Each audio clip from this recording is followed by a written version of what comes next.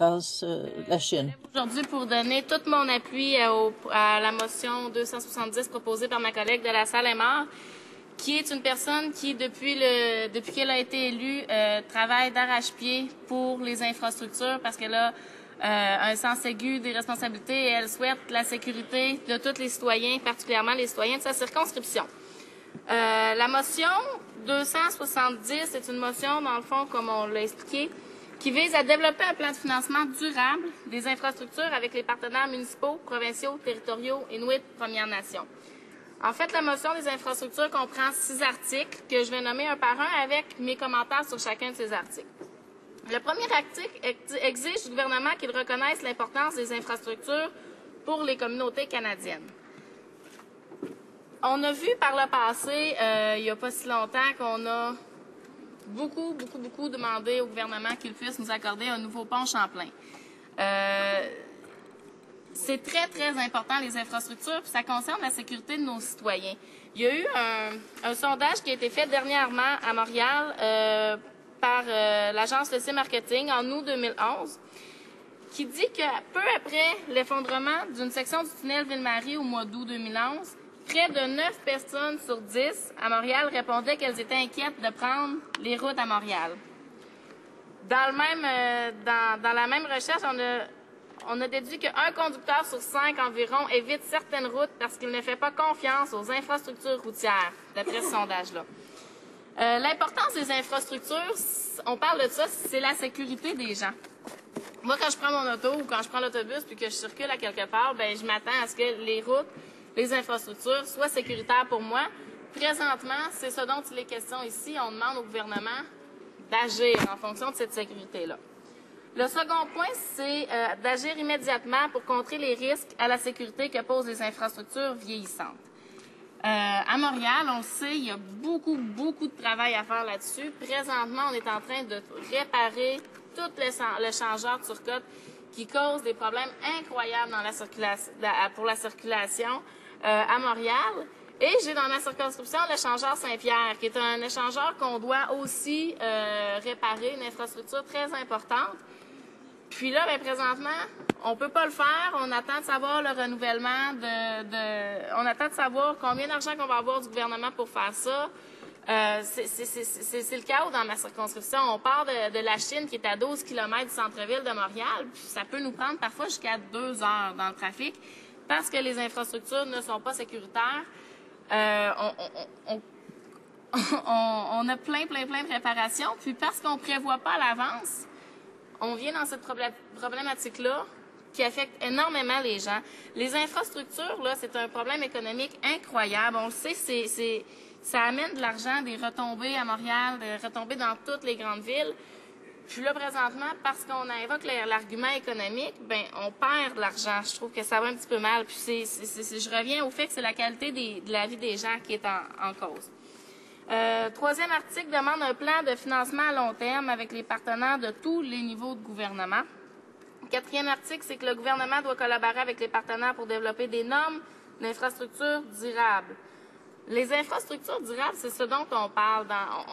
On a besoin que ce soit durable. On a besoin de voir du transport en commun. On a besoin de voir des infrastructures qui vont être perpétuées dans le temps. Présentement, j'ai pas l'impression que le gouvernement travaille à ça.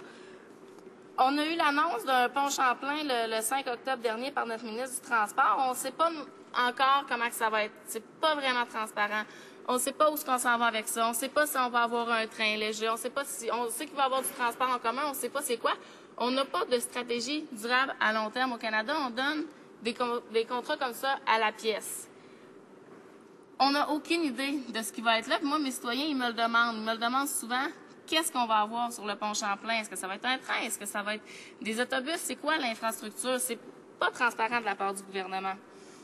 La motion demande aussi d'augmenter le transfert des taxes sur l'essence que le gouvernement fédéral verse déjà aux municipalités de 1 cent le litre. Présentement, on a cette taxe d'accise sur l'essence qui s'en va aux municipalités pour les aider dans l'infrastructure. Nous, ce qu'on propose, c'est qu'il y ait 1 cent de plus qui vient. Le gouvernement conservateur a décidé de réduire la taxe fédérale de 7 à 5 %. Bien, ça, c'est sûr que c'est venu affecter les revenus des municipalités pour les infrastructures. En plus, la population, on le sait, la population augmente d'année en année, puis il n'y a rien présentement de la part du gouvernement qui est fait pour que les municipalités reçoivent plus d'argent. C'est certain que si la population augmente, qu'il y a plus de gens qui sont sur nos routes s'usent plus vite, mais on n'a pas l'argent justement qui vient avec ça pour qu'on puisse remédier à la situation. Et le 6e article, dans le fond, c'est annoncer le remplacement du pont Champlain. OK, on remet ça en situation. Ce projet de motion a été déposé au feuilleton avant l'annonce du 5 octobre. Mais le pont Champlain, bon, on sait qu'il y a eu une annonce. On ne sait pas ça va être fini quand. On ne sait pas qu'est-ce qui se passe avec le pont déjà existant présentement. Est-ce qu'il va être remplacé? Est-ce qu'on continue de le réparer? Il y a c'est difficile d'y accéder. Il y a tout le temps du trafic à Montréal. Puis on ne sait même pas comment remédier à cette situation-là. Comme je disais, on ne sait pas le transport en commun sur le pont, ça va être quoi? J'ai l'impression que le gouvernement ne prend pas ça au sérieux présentement. Dans ma circonscription, il y a beaucoup de projets importants qui sont en attente. J'ai parlé de l'échangeur Saint-Pierre. On sait que ça va être après Turcot. On sait que ça va prendre du temps, mais on ne sait pas où on s'en va. Il y a le pont Champlain. Il y a le pont On a remercié aussi qui touche ma circonscription, qui est à 50% fédéral. Qu'est-ce qu'on fait avec ça? Il y a une voie qui est fermée continuellement. Ça crée des problèmes. Il y a le rond-point à Dorval dans ma circonscription qui est en chantier depuis très longtemps, qui va être en chantier encore longtemps. Il y a des complications avec ça. Ça devient le bordel. Puis la liste est longue, longue, longue. Je pourrais rajouter tout plein de projets qui concernent mes citoyens.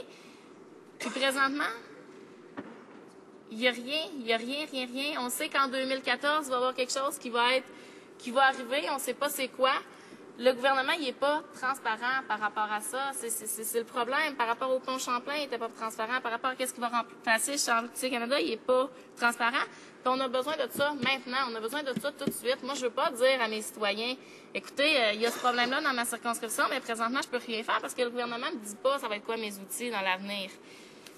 La motion de ma collègue de la Salle-et-Mort aussi porte une attention particulière au développement vert, au développement durable, à des infrastructures d'avenir. Ça ne sert à rien de développer toutes sortes d'infrastructures puis de les perdre. Je vais vous donner un exemple flagrant là, de quelque chose qui a été fait sans penser au futur. Dans l'aéroport de Mirabel, ils ont construit une belle infrastructure pour un train, pour qu'on ait un train qui se rende du centre-ville jusque-là. Ça a été très, très mal passé. C'est un aéroport qui n'est même plus utilisé de façon internationale. C'est un aéroport où la station de train, qui a coûté des millions de dollars, n'est pas utilisée. Ce qu'on veut avec cette motion-là, c'est d'avoir un plan long terme, concret, qui va nous dire, qui va nous guider à choisir des projets, qui va nous guider à choisir la qualité des projets. J'ai pas l'impression présentement que j'ai beaucoup de choses à dire par rapport à ce que le gouvernement m'offre. Je vais vous dire des faits aussi qui sont super intéressants. On le sait, les infrastructures canadiennes appartiennent à plus de 50% aux municipalités. Il faut qu'on les aide, les municipalités. Il faut qu'on les aide, ces municipalités-là, à pouvoir se sortir du bourbier-là, de pouvoir dire, OK, j'ai assez d'argent parce que mes infrastructures, c'est important pour mes citoyens, puis je vais injecter de l'argent pour les aider. Il y a, en 2007, le gouvernement fédéral a lancé son approche échelonnée sur 7 ans pour soutenir les infrastructures au Canada, dans le cadre du plan Chantier Canada 2007-2014, qui va se terminer justement dans 2 ans. Le gouvernement fédéral a prévu un montant de 20 milliards de dollars sous forme d'un financement de base, ainsi que 13,2 milliards de dollars sous forme de divers fonds qui relèvent des dépenses du programme de diverses agences fédérales, dont l'éventuelle Société d'État P3 Canada. On a investi tout cet argent-là. Oui, je termine beaucoup. On a investi tout cet argent-là, puis on me dit encore, il y a des infrastructures qui sont désuètes dans ma circonscription, puis il y a des infrastructures qui sont désuètes un peu partout. Ça me prouve fortement qu'on a besoin d'injecter plus d'argent là-dedans. Ça me prouve qu'on a besoin d'établir un plan qui va comprendre le niveau fédéral, le niveau provincial, le niveau municipal pour qu'on travaille ensemble et qu'on puisse régler pour une fois pour toutes ce problème d'infrastructure-là. Pour terminer, c'est ça, je voudrais réitérer mon appui à ma collègue de la Salle-et-Mort qui a fait un excellent travail sur ce dossier-là.